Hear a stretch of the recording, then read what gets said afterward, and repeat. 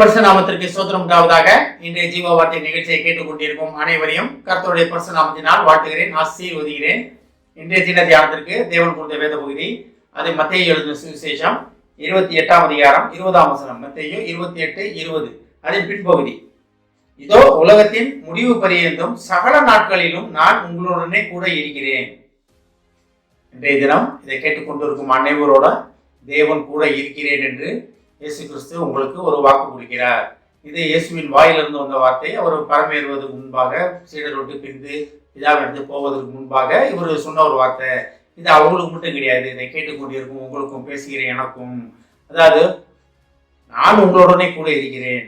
அப்ப தேவன் உடனே இருக்கிறார், நம்மளுக்குள்ளே வாசம் பண்ணுகிறார், நம்ம முன்பாக பின்பாக நம்மளை சுற்றிலும் இருக்கிறார். எப்பேற்பட்ட ஒரு பாக்கியம் பெற்ற மக்கள் நம்ம, தேவனை விசுவாசிக்கிற மக்கள் நம்ம, தேவனுடைய விசுவாசிகள் நம்ம எப்பேற்பட்ட ஒரு பாக்கியம் பெற்றிருக்கோம். வானத்தையும் பூமியும் படைத்த தேவன் நம்ம மேல நோக்கமாக இருந்து, நம்ம மேல நோக்கமாக இருந்து, நம்மளுடனே உடன் இருந்து சகல நாட்களிலும் நம்மளுடனே இருக்கிறேன்னு ஒரு வாக்கு கொடுக்குறாருன்னா நம்ம எப்பேற்பட்ட ஒரு பாக்கியம் பெற்ற சந்ததி, பாக்கியம் பெற்ற மக்கள். நம்ம அழைத்த நோக்கம் நம்ம உடனே இருப்பதற்காகத்தான் தேவன் நம்மளை பேர் சொல்லி அழைத்தார். அழைச்சி நீங்க பாடு உங்க பாதையை பார்த்துட்டு போங்கப்பா, இதான் பாதை, இப்படி போங்கன்னு அவரு கை காட்டி விட்டுட்டு நிற்பதற்காக கிடையாது. உலகத்தின் முடிவு பரியந்தம் நம்மளோட கடம் பிடித்து நம்மளை நடத்துவதற்கு நம்ம உடனே இருக்கிறார். நம்ம தேவனிடத்துல நம்ம கரத்தை கொடுப்பதற்கு நம்ம ஆயத்தமா இருக்கிறோமா? நிறைய நேரத்துல இதுல நம்ம மிஸ் ஆயிடுறோம். தேவன் நம்மளை வழிநடத்த வல்லவராக இருக்கிறார், ஆவலுடன் இருக்கிறார், ஆவலுடன் காத்து கொண்டிருக்கிறார். எப்பொழுது என் மகன், எப்பொழுது என் மக என்னை நோக்கி பார்ப்பாங்க, நான் அவளை வழி நடத்தணுமே அப்படின்னு.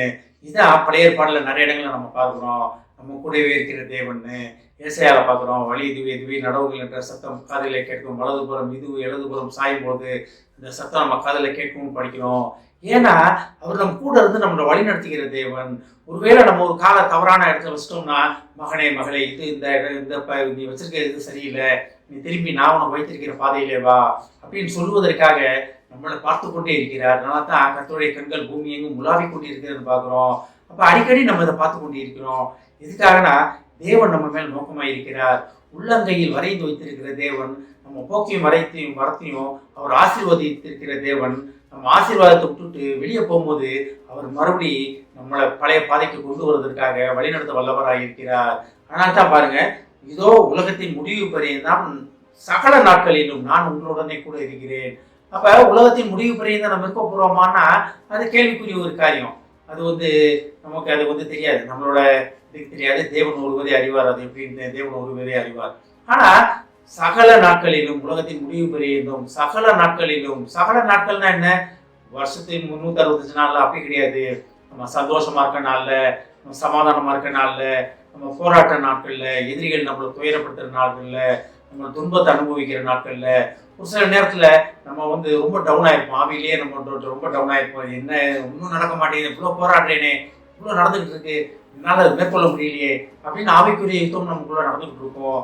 அதே தான் சகல நாட்களையும், சந்தோஷமான நாட்களையும் சரி, வருத்தமான நாட்களையும் சரி, கண்ணீர் விட்டுக்கிட்டு இருக்க நாட்களையும் சரி, ரோட்ல போகும்போது வரும்போது, போக்கிலும் மரத்திலும் நம்ம டிராவல் பண்ணும் போதும், நம்ம வீட்டில் படுத்துக்கிற நேரத்துலையும், ஆஃபீஸில் வேலை பார்க்குற இடங்கள்லையும், வெளியில இருக்கிற நேரத்திலையும், நண்பரோட இருக்கிற நேரத்தில், கணவன் மனைவி உறவுல, சகல நாட்களிலும் தேவன் நம்மளுடனே இருப்பதற்கு வாஞ்சியாக இருக்கிறார். அதான் ஒரு வாக்குத்தத்தமா சொல்றாரு, இதோ உலகத்தின் முடிவு பரியந்தம். அப்ப கடைசி நாள் வரைக்கும் நம்ம உயிரோட இருந்தோம்னா, அந்த கடைசி நாள் வரைக்கும் கடைசி நாட்கள் வரைக்கும் என்ன போராட்டம் நம்மளை சுத்தி வந்தாலும் தேவன் நம்ம கூட இருக்காரு. எதுக்காக? நம்மளை ஆசீர்வதிப்பதற்காக, நம்மளை அரவணைத்துக் கொள்வதற்காக. பரிசுத்த தேவன் நம்மளுடன் இருந்து நம்மளை ஆசீர்வதித்து அரவணைத்து நமக்கு அவர் வைத்திருக்கிற ஆசீர்வாதமான பாதையில நம்ம போவதற்காகத்தான் அவர் நம்ம உடனே இருக்கிறார். நம்ம கூடவே இருந்து நம்மளை வழி நடத்துகிற தேவன்கிட்ட நம்ம வழிகளை தேவன்கிட்ட ஒப்படைப்போமா? முழு வேதாகமும் அதுதான் சொல்லப்பட்டிருக்கிறது. நம்ம உடன் இருந்து நம்மளை வழி நடத்த ஆசீர்வதிக்க ஆசைப்படுகிற தேவன்கிட்ட நம்ம எப்படி போய் சேருவது, அவரோட கட்டளைகளை எப்படி கை கொள்வது, அவருடைய சத்தத்தை எப்படி கேட்பது, இதுதான் முழு வேதாகம் நமக்கு சொல்லிக் கொடுத்து கொண்டிருக்கிறது. ஒருவேளை இதுவரைக்கும் நம்ம எப்படி இருந்தோம்னு கவலை கிடையாது, இதை பற்றியுமே கவலைப்பட தேவையில்லை. இன்றைய தினத்திலிருந்து ஒரு முடிவெடுப்போம். இன்றைய தினத்திலிருந்து இதை கேட்ட இந்த நேரத்துல இருந்து நான் தேவனுடைய இயேசுவின் கரம் குறித்து நடப்பதற்கு தேவனை என் வாழ்க்கையிலே நான் அலோவ் பண்றேன். இயேசு உள்ள வாழ்வதற்கு, இயேசுவின் சத்தத்தை கேட்பதற்கு நான் தயாராக இருக்கிறேன் என்று ஒரு முடிவெடுப்போம். தேவன் இந்த வார்த்தை நம்ம வாயிலிருந்து வரணும்னு அவங்களுடன் காத்து கொண்டிருக்கிறார். ஆமென். ஜெபிப்போம். எங்களை அதிகமான அன்பின் பரலோக பிதாவே, உலகத்தின் முடிவு வரையிலும் சகல நாட்களிலும் நீர் எங்களுடன் இருந்து எங்களை வழி நடத்துவேன் என்று சொன்ன மகா கிருபையான வார்த்தைக்காக நன்றி நன்றி நன்றி தகப்பனே.